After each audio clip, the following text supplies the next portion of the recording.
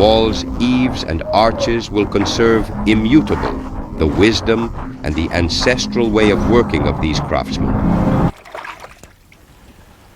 The tools that are needed are the mold, the clay, the board to remove the excess clay because it is never taken exactly.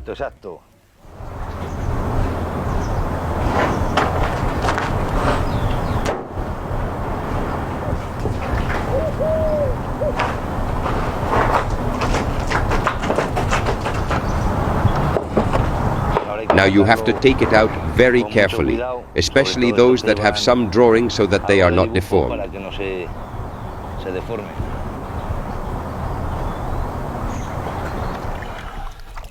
The mechanics are always identical. The brickmaker soaks the wooden mold in water so that the clay does not stick to it, places it on the floor and adds a certain amount of clay. Press it just right and run a slat over it to remove the remaining mud. Then remove the matrix with excessive caution because the neatness of the result will depend on it.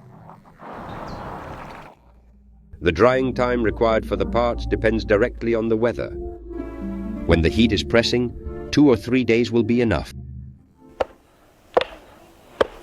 Once they have been made, as they dry naturally, that is, naturally, it depends, the next day after making the bricks, or 2 days later, they are given with the rammer, palmeado as we call it, which is made of wood to lower the burr because when the mold is removed, the burr always rises upwards.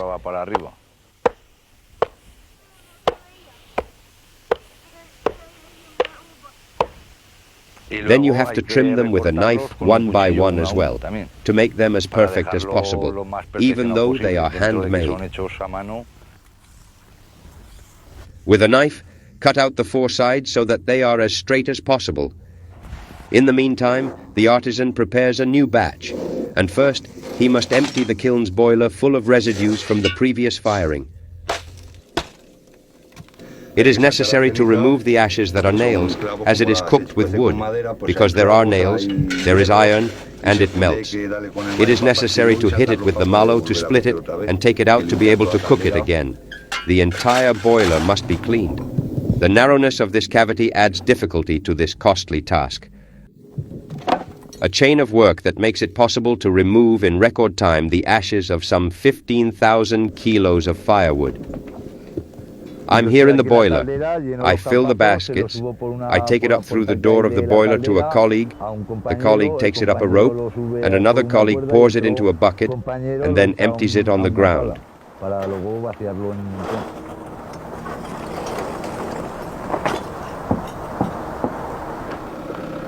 When the boiler is clear, the furnace can be refilled, which will take about 4 days of constant work.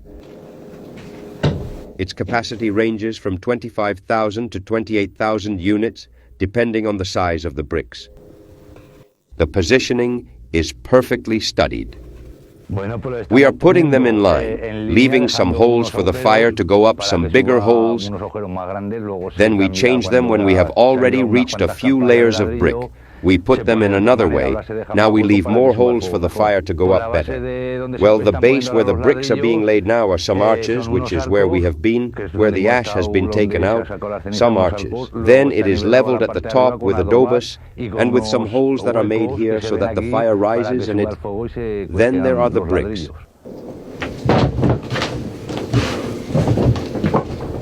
As it rises in height, it stacks the pieces in different ways, adapting to the kiln structure, but always leaving gaps between the bricks so that the heat and smoke can rise to the surface. Once the oven is completely filled, the artisan must ensure that it is perfectly sealed. To do this, place adobas on the door and then wash it with mud and straw, which act as natural insulators preventing the passage of air. When the oven is turned on, the hardest days of work begin. The brickmaker starts feeding the boiler at dawn and must remain on for about 40 hours for all the units to be properly fired. The oven is turned on in the morning and is finished the next day, at dawn at night, maybe at 12 sing, at 1 guang, at 2 haung, at 3 hangno in the morning, depending on how it goes, because there are some batches that are finished like that, others are finished later. It depends on the bricks, the firewood, if it is more humid, the air. For a little less than 2 days the work is systematic and incessant, day and night. The temperature should be maintained at about 1000 degrees until the bricks are red hot. The calda, as we call it, is poured, and it is given 3 or 4 minutes, and every 3 or 4 minutes it must be poured again, when it loosens up well over there. It is necessary to be constant. Waiting is again essential in the work of these craftsmen. They cannot start emptying the oven until 1 week has elapsed. To undertake this task, it must be completely switched off, and the elapsed time must be sufficient for the bricks to have cooled down. When the approximately 90 kilos of bricks produced in each batch are extracted, they are separated according to their shades.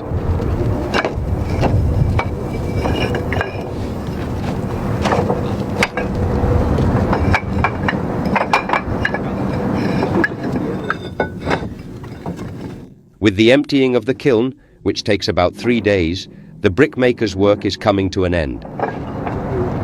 The parts are ready to be marketed.